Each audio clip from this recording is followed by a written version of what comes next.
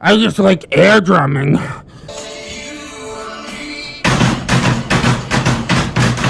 Hello friends and welcome back to ReddX, your source for the freshest daily Reddit content anywhere on the internet. Promise, swearsies, it's just a fact and it's totally science.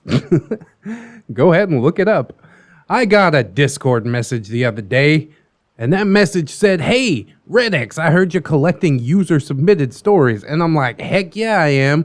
And she's like, "Hey, check this one out." And I'm like, damn, that is a beefy-ass story. So it's gonna have to be its own installment. It is from r/Neckbeard, and it is written by user Cloud9_09. Estimated reading time around 20 minutes, so after my rambling and shit over it, it'll probably be 30 minutes plus. I guess we'll have to just see how it goes. It is about a nightmare Tinder date, which that always makes for some good stories. As usual, I ain't vetted it too much aside from throwing it into the read time estimator, but I figure if it was worth bringing to my attention on Discord, then it is worth its own video. So let's go ahead and get some warnings and disclaimers and plugs out of the way, and then we'll jump right into this thing.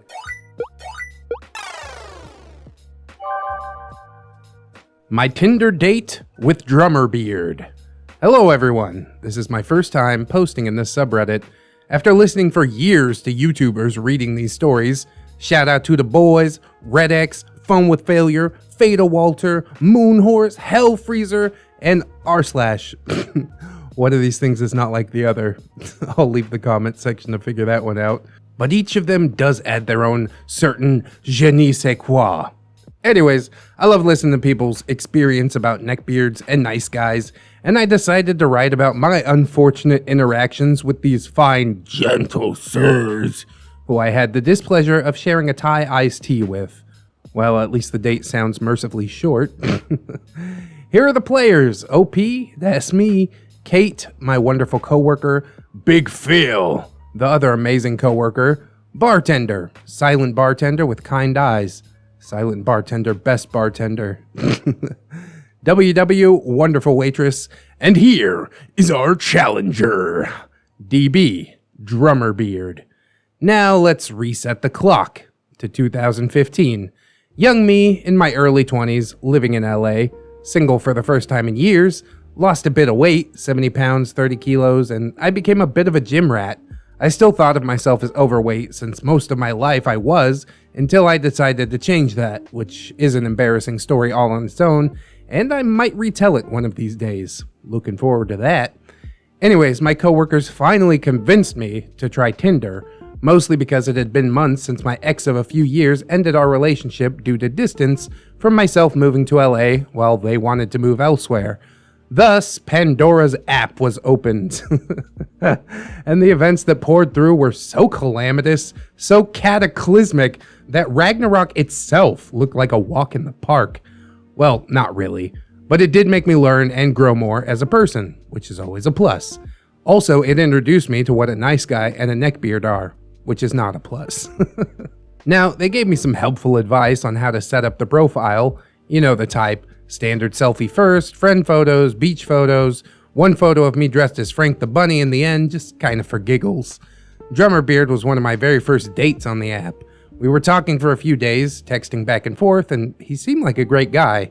Super cute, fit, great taste in music, wicked sense of humor, loved anime, so I thought it was perfect. And I was so wrong. After talking through texting and a phone call, we decided to meet up at Union Station to go to tiny Tokyo. I'd never been there since I lived in Koreatown at the time. Plus all my friends and work was on this side of the city, so I never really ventured out there.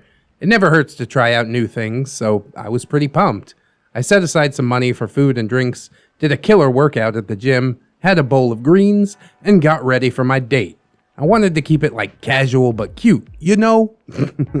This was one of my first big dates, so I got dressed up with a nice crop top blouse, high-waisted jeans, and ankle boots. I got there a bit early since I've never been to Union Station, and I didn't want to run late. I waited by the Starbucks for a bit, looking down at my phone. You're never alone with a phone. He was 10 minutes late, but it's alright, I guess. The trains aren't always on time, and I don't work weekends, so I don't mind waiting a bit more. If he didn't show up, I probably would have just gone to get myself a cup of coffee and pick up some boa buns. Oh, how I wish that had been the case. I felt something large and soft hit the back of my body, like a large pillow with the force of a goat ramming a wall. I jumped forward, only to turn around and see him. He looked, well, not like his photos. Catfished. Granted, he was very, very tall, which is what we joked about over the phone. I'm average height and don't care about how tall people can be, since I've met many really attractive men and women shorter than me who were absolute sweethearts. However, he essentially dwarfed me. He was also more than several pounds overweight. I wanted to say about 30 pounds minimum, riddled with acne. His hair was grown out past his shoulders, which would have looked great, I guess, except that it stuck to his face and shoulders like sap. Lastly, his face was peppered with patches and hair like he was trying to grow it out, but just physically couldn't. The patches that were barren of hair had some very large acne pimples. He greeted me, a golden-tinted smile, but his eyes were lit up with joy, like huge and excited. I just smiled politely back, greeting him, but also thinking to myself, he looks different, but he's probably going through something, so let's try and reserve judgment. OP? Hey there, Drummerbeard. It's finally good to see your face. Drummerbeard. Yeah, you too. You look amazing. He scanned me up and down for a moment as if I was a tasty bag of chips about to be ripped open by a raccoon. It doesn't help that his eyes were permanently stationed at my chest. Quickly, I chimed in, OP, so how was your day? Drummerbeard. It was alright. Work sucked, but now it's much better. And without any hesitation, his long, squishy arms pulled me into a big hug. Now, I'm not gonna fat shame him. I love dad bods, but he was different. He was very, very fuzzy. I could feel the chest hairs pressing up against my clothes. They were sharp, and there were a lot of them, and I felt it cut through the fabric. This is how hard he hugged me. He probably shaved his chest for you, OP. That's why he's got some stubble. I let out a yelp because I was taken aback by this, and Friday is my back day, so that was a little painful. He just laughs, possibly thinking that I was being funny or joking, but I was not kidding. OP, okay, we should get going. Drummerbeard. Right, let's go! He lets go of me, only to hold my hand tightly while he walks me to the platform. I pull my hand away, still walking with him, only for him to look at me and try to grab it again, which I quickly pulled away. Drummerbeard. What's wrong? We're on a date. OP. Yeah, I know. I just, don't want my watch to get squished is all. I shouldn't have said that at all, because in an instant, he grabs the other hand and starts walking again. I yank it away and run ahead of him, going up the stairs yelling, OP, come on, I think the train is coming. This is already gloriously awkward. I reach the top quickly, and in the very far distance, I see the train, so I'm glad my lie worked. I remember turning around, looking down, only for him to not even be halfway up the steps and just kind of doing a light jog up. Kind of like seeing a cow buck. He bucked up the stairs, one step at a time. By the time he meets me on the platform, the train is actually starting to pull in. I manage to keep my smile and step onto the train. He comes up next to me only to plop down on the seat by the handrail, absolutely exhausted. OP, you okay, Drummerbeard? Drummerbeard. Yeah, I haven't done cardio in a while is all. OP, don't worry, you won't be running to catch the train next time. Drummerbeard. Yeah. I look away, keeping a polite smile. The awkward cringe is just palpable. Oh, I look down at my phone, seeing Kate texting me to see how my date is going. I glance up for a second to my reflection in the door, and I can see him staring directly at my ass, and his hand is getting dangerously close to touching the back of my leg. His head and hand look like an asteroid gravitating towards a planet. Before the planetary crash, I stepped forward and sat right across from him. Drummerbeard. Why don't you sit next to me? There's a seat available. OP. It's alright, I don't mind sitting across from you. Drummerbeard. Well, I mind. Before I could even text Kate back, he gets up and plops down right next to me. only to put his hand on my leg again with no hesitation. I just brushed his hand off and stood up abruptly again. OP, how many more stops? Drummerbeard. Not much left. Just have a seat. Relax. This guy's like so horrible at reading social cues. Absolute neckbeard. I look up at the map to check to see how many stops. Great. 5 more to go. My patience with him was already getting a little thin. With his lack of restraint, he stares with such consistency that I would think lasers could shoot out of his eyes. I was tempted to just open up a window and jump off. That would be hilarious. But I didn't. I stayed standing there, enough of a distance that he couldn't touch me, pretending to look at my phone, but actually looking at my reflection the whole time.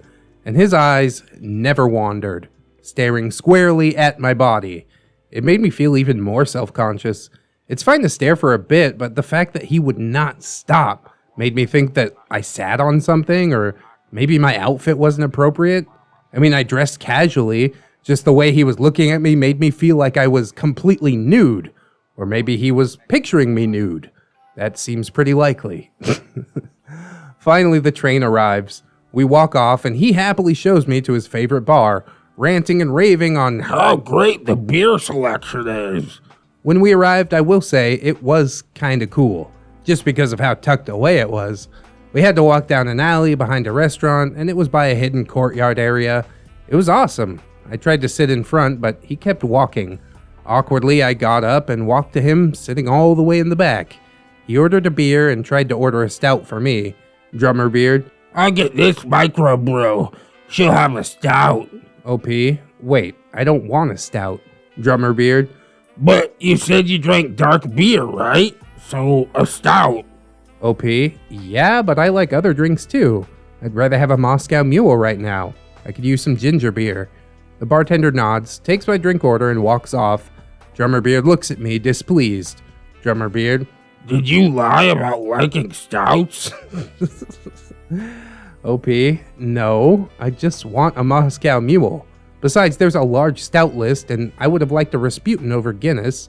He grumbles next to me loudly, mumbling some words, and all I could pinpoint was poser and wonderful. I just stare at him, rethinking every choice I'd ever made to have myself wind up in this seat. I was trying so very hard not to get aggravated, but those comments were starting to get under my skin. The bartender, thank Odin, brought our drinks quickly and hovered by. Drummerbeard. Dude, you can leave. We'll get you when we want drinks. The bartender looks at him and then walks off to the other side of the bar, still keeping us within view but well out of earshot. I had a few sips of my drink while Drummerbeard just slurped, yes, slurped, his yellow microbrew. A song comes on and then he just breaks out in air drumming. Not air guitar, just air drumming. Hence the name, I suppose. Drummerbeard. This is my song! He goes on for a bit, his arms frantically hitting the air like he's trying to punch a cloud of angry wasps. I could just feel myself sinking into my seat while I just stared. OP, I didn't know you play drums? Drummerbeard continues flailing his arms, speaking to me completely out of breath. Drummerbeard. No, I don't drum. I can see why you would think that, but I just like air drumming. It's good for the soul. I just cringe. Even more. Even now. I am still perpetually cringing. I look over at the bar only to see the bartender and another patron just looking at the spectacle that is my date. I took a moment and just kept telling myself, he's just eccentric. It's not a big deal, he's being himself. But the view of this extremely large gelatinous man maniacally hitting the air was truly a sight to see. A sight that even still to this day, I have not managed to forget. The song finally ends and he grabs his cup and practically chugs well more than half of it. I take my little copper cup and just sip it. The regret is really starting to settle in. He then turned to me only to spew about how great beers are and that spirits are terrible for your health. That it's healthier to drink a pint than a shot. I just silently sat listening to his rantings, which caused me to feel more anxious and stress drink. Then the loud sound of my empty cup echoes out of its copper chamber like a trumpet of war, and Drummerbeard listens. He then shouts across the small bar. Drummerbeard, Hey, can she get another one? Make it a double. Oh, and give me another one too. I just locked my eyes with him and shook my head. He sees this and turns around and says, Actually, just make it a regular one. The bartender places the drink to one side for Drummerbeard and then places mine directly in front of me while giving me a sympathetic smile. Drummerbeard, Oh, thanks. Here, take this. he then proceeds to give the bartender a $50 bill while also flashing his wallet that had many more large bills. I was dumbstruck as to why and how he has that money because his attire did not represent that sort of money. It was also obvious to me that he was really just flashing his cash in the most unsubtle way possible. The bartender takes the money and walks off, and I stress drink yet again, trying to tune out the belittling and ramblings from this overweight man. He finishes his drink, and we get up to leave. I was about to go home until he yet again grabs my hand. Drummerbeard, Come on, we're gonna be late for our reservation. I was confused. He made a reservation to a restaurant without telling me? A restaurant that was literally on the other side of where the bar was. I didn't know what to think at the time, but now I just see it as either great scheduling or lazy planning. We walked in, and immediately I was in awe. This place looked so great. There were these booths with privacy covers that were sheer and looked like they were made of fishing nets. Absolutely breathtaking. He goes to the hosts and greets her in Japanese and speaks to her. Then she smiles with no joy in her eyes. Maybe he's been here before. She seemed to be very polite and surprised to see me. Then she ushers us to our booth. I go and sit down first, and he sits across from me. Then our wonderful waitress comes into the picture. I will always be grateful for this woman. Wonderful waitress. Hello, welcome to our restaurant. Here are our menus. Please let me know if you have any questions. She handed us this menu that was a small book of all the different styles of sushi and other Japanese dishes. I was surprised to see the different styles of sushi as well as the amazing dishes. It was great. I guess Drummerbeard could see it on my face because he gets up and walks onto my side of the booth, looking at, yep, the menu, and also my tits.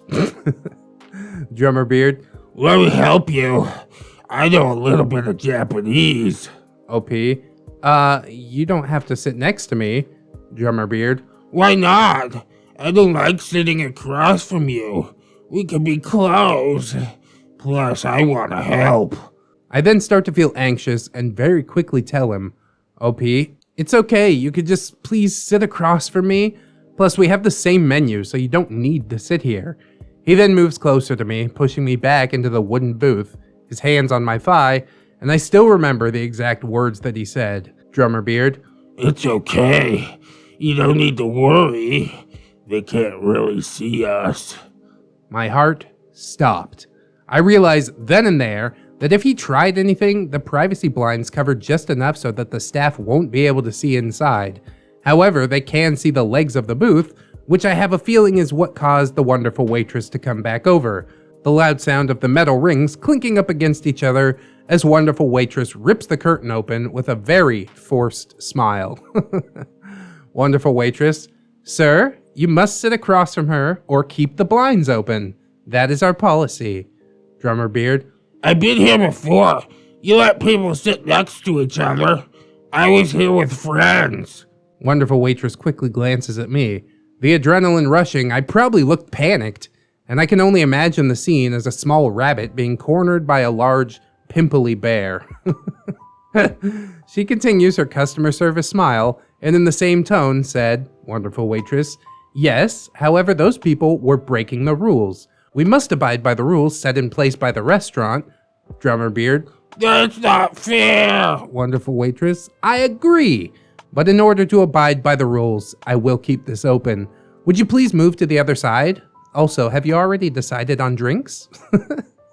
Someone get this woman a raise. If looks could kill. Drummerbeard got more than annoyed and got up, glaring down at the woman.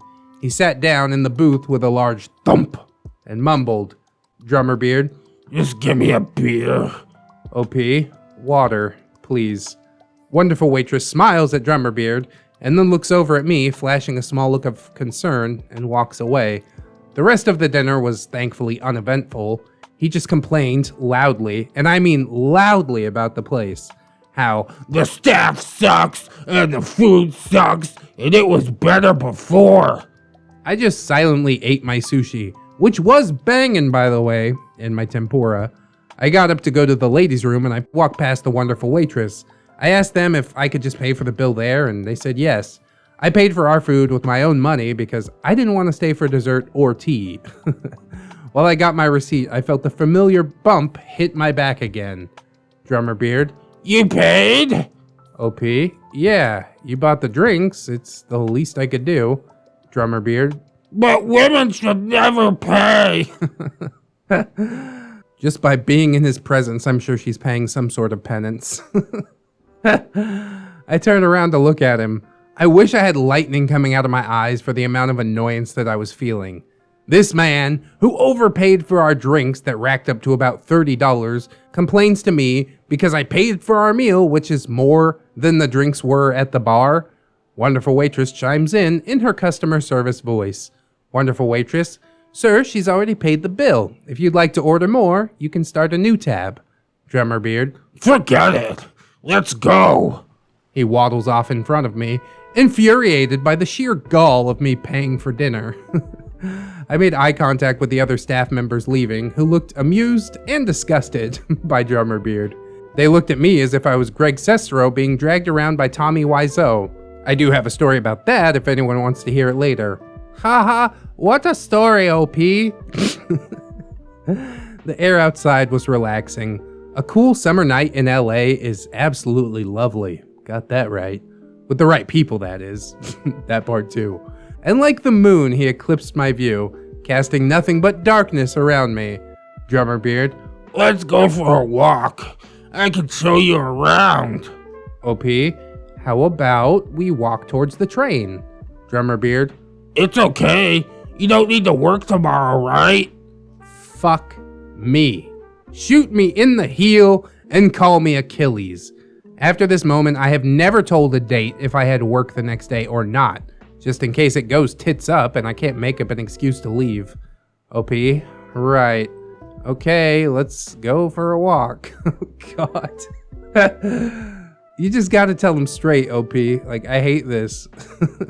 I gotta go home because I'm not having fun. Goodbye. But they did walk around Little Tokyo, and apparently it was nice. When they weren't talking, that is. OP walked into a shop to buy some mochi, only for him to berate the young teenager that was working behind the counter and bullied him into getting extra mochi. Luckily for me, he had all the green tea ones, and I kept my 3 mango-flavored ones.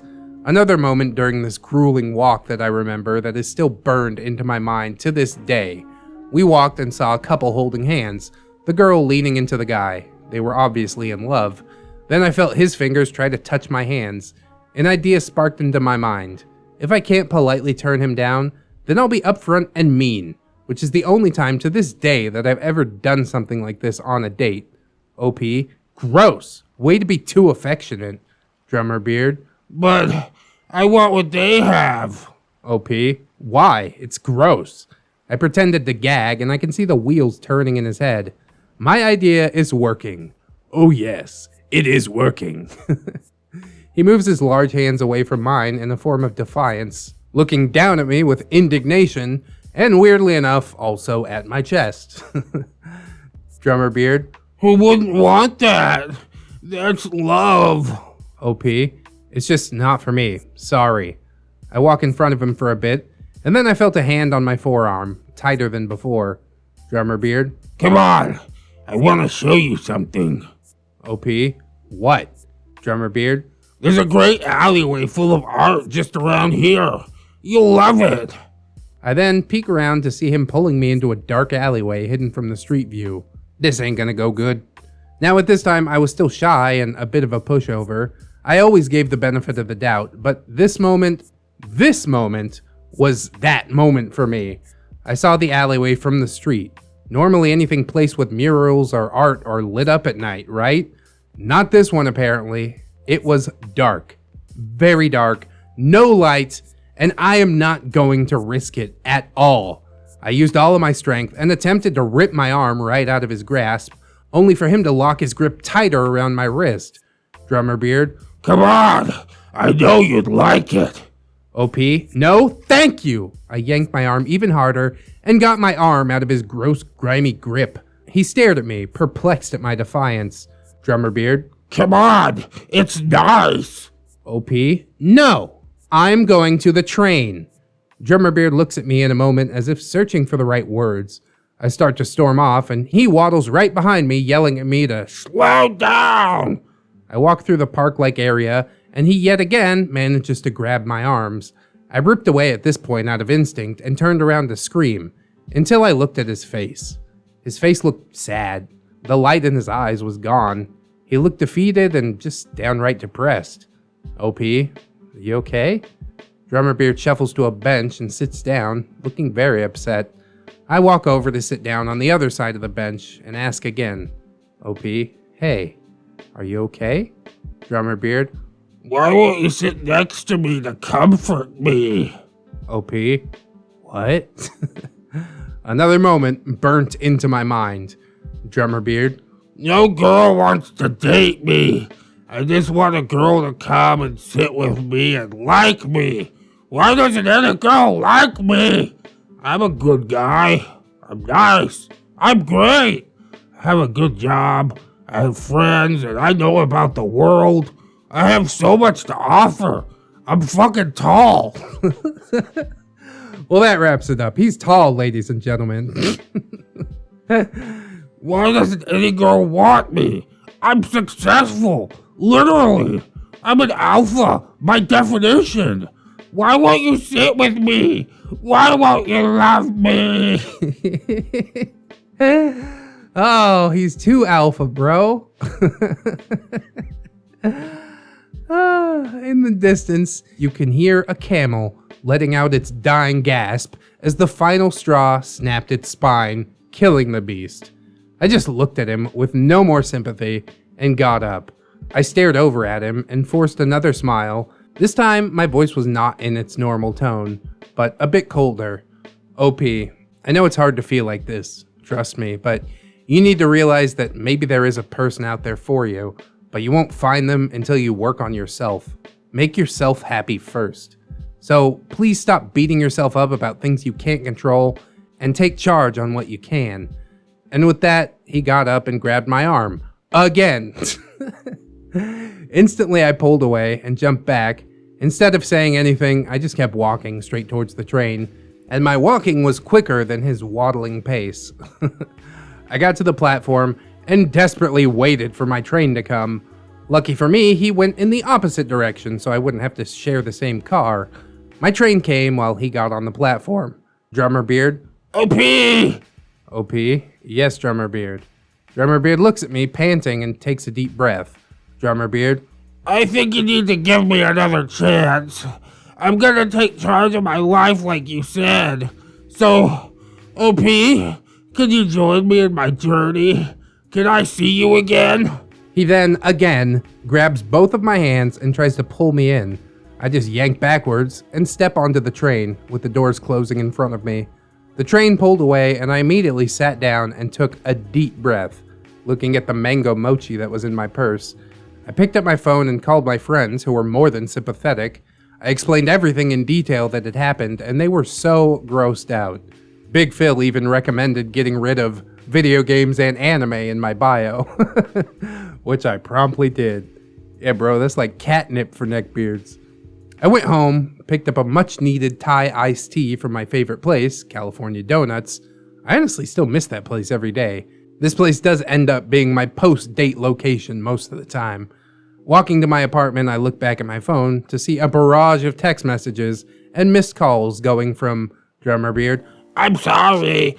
Please talk to me. Answer me, please. Answer me. Fuck you. Fuck you, you mixed cunt. I only swiped on you because I feel bad. Whoa, bad word. Mixed trash. Answer me, bitch. Hello? I'm sorry. I didn't mean to send that. I was upset. Please just give me a call. What the fuck? He's a madman. By the time I finished my drink, I had several voicemails and missed calls. I promptly blocked him, ate my mochi, took a shower, a nice, long shower, had another bowl of mixed greens to decompress from the shit show that was my date with Drummerbeard. This was one of the worst dates that I have ever gone on, but it wasn't the last.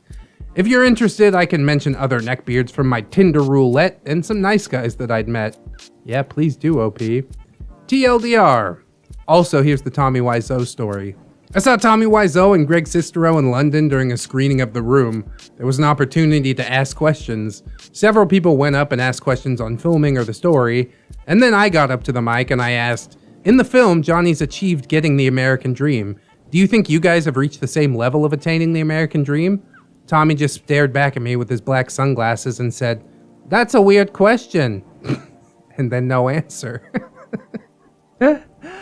He's such a weird guy. I look over at Greg, who seemed to have been thinking of an answer. Slowly, he put the microphone up to his face and said, "In an upside down way." I remember seeing some of the audience members' faces, and I swear, if he had said he sold his soul for fame or got a wish from a genie, I'd believe it. After they answered the questions, Tommy said his goodbyes and walked ahead of Greg, who was shortly behind him, giving a half-hearted wave, looking like he was just waiting for the day to end. What a story, OP! They lied to me, they didn't keep their promise, and I don't care anymore. I'm sick of this world! Why would anybody go to a fucking screening of The Room? That film is hard enough to watch in a room full of people that I actually like. Ah, what a mess. As for the date with Drummerbeard, I do feel like the slightest bit sad for him, but at the end of the day, OP's right. It's his own fault. He hasn't learned to love himself first. He's looking for that someone who's going to complete him, but the truth is that that'll never happen. The only way to truly be complete is to be complete with yourself first. And only then can you really give another person what it is that they require. It's a process. It's a process that I'm still working on. Thank God my wife is patient. So yeah, he did take her to some cool places, you know, tried to feed her some good food and stuff. On paper, the date seems like it should be a total winner. It's just the fact that she's on the date with a total loser that manages to make everything go tits up. Touching her without permission, like constantly, even after she's made it very clear that she doesn't want to be touched. Like, are you just bad at reading social cues? Or are you just really intent on sexually assaulting somebody today? Everybody from the waitress to the bartender could see that she was uncomfortable, but she was just too nice to like end the date. I have ended dates in like less than an hour because they said something that made me uncomfortable. I'm just like, okay, well, thank you. It was nice to meet you. I gotta go.